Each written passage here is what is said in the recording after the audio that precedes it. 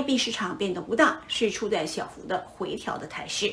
那么我们今天把时间都集中在分析黄金，是由世恒市场策略首席专家施耐德女士为我们分析黄金目前的市况，和提出一些如何因出现盘整时的心理状态以及投资策略。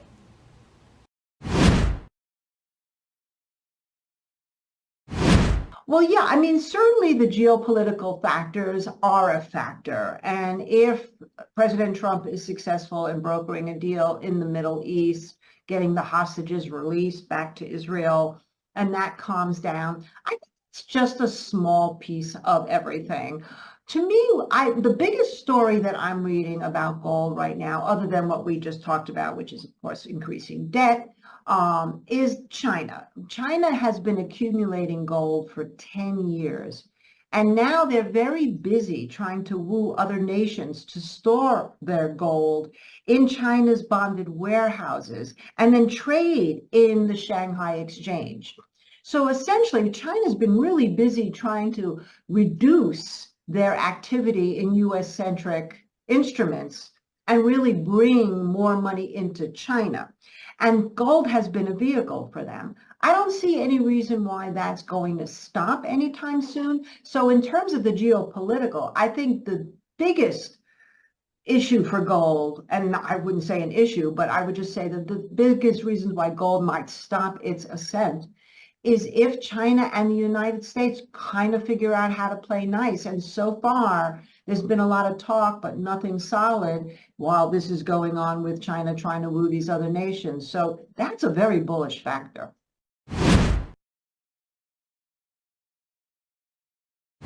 Dollar actually has been strengthening a little bit, and it didn't quite have the breakdown that people anticipated. But that's if you're just looking at the dollar in terms of the dollar for its own sake.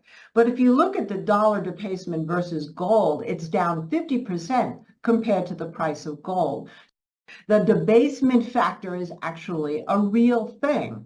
So another big question outside of China and that whole situation we just talked about with accumulation and wooing other nations to accumulate and put their money in China, we also have the concern about fiat currency. And we're in general, and we're looking, of course, at this where cryptocurrency comes in. So even though Bitcoin has not performed as well as gold, at this point, that's been bullish for gold. We might see a little bit more money coming into cryptocurrencies because of the lack of faith in governments. And it's been really kind of an interesting thing anyway to watch TradFi versus DeFi really evolve. Last time we talked about tokenization, that's still going on. Digitization, that's still going on. So yeah, I mean, at this point, I'd have to see peace break out, the dollar get strong, faith be put back in all different types of governments. We start to really work down our debt, and interest rates at this point not really go down that much further, kind of stabilize here where they're at. And then maybe we can start talking about some kind of a significant sell-off in the metals.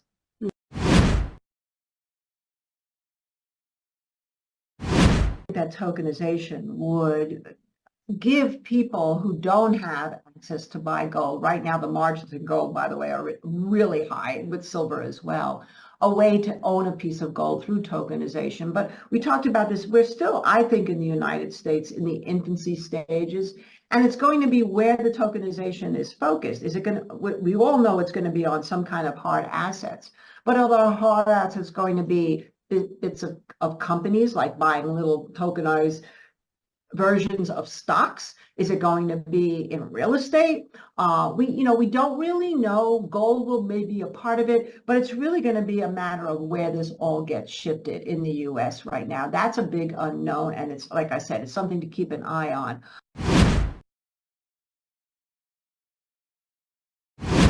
I think I had mentioned last time that I was really keen on silver, maybe even more than gold, because of the ratio, the gold to silver ratio.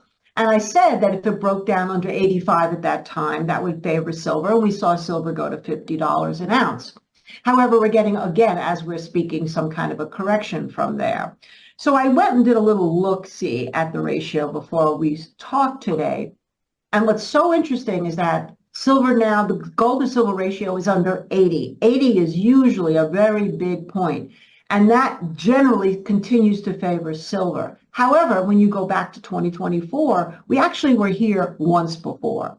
So we're getting not only, I think, selling because of the dollar going up and possibly of the peace agreement and, maybe some technical reasons as well, a little bit of a blow off, people are taking some profit, but also that silver to gold ratio right now is at support. So again, that's another thing to watch.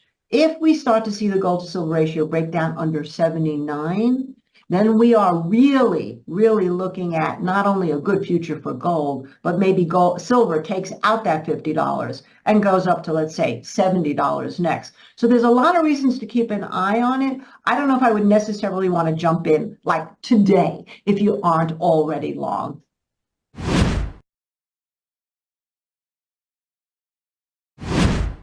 And silver can get really exciting. So can gold, but silver even more so. And we know silver is an industrial metal. That's another thing. We know the silver miners have done a lot better than the gold miners because there's going to need a need for production of more silver because it's big in AI and data centers. It's a conduit, etc. So I would say that you want to look at gold as more of that store of value, that safety play, that, flight to risk when things are not looking that great. And you want to look at silver when you're looking more at an economic recovery or an inflationary environment. And that's how you want to look at the two. It would be very hard for silver to go up and gold to fall down. I haven't seen too much of that. But what we could see is that ratio shift. So like I said, if we see that ratio break down under 79, then I think you might see gold consolidate potentially and silver continue to fly. And that's kind of how carefully you have to watch it right now.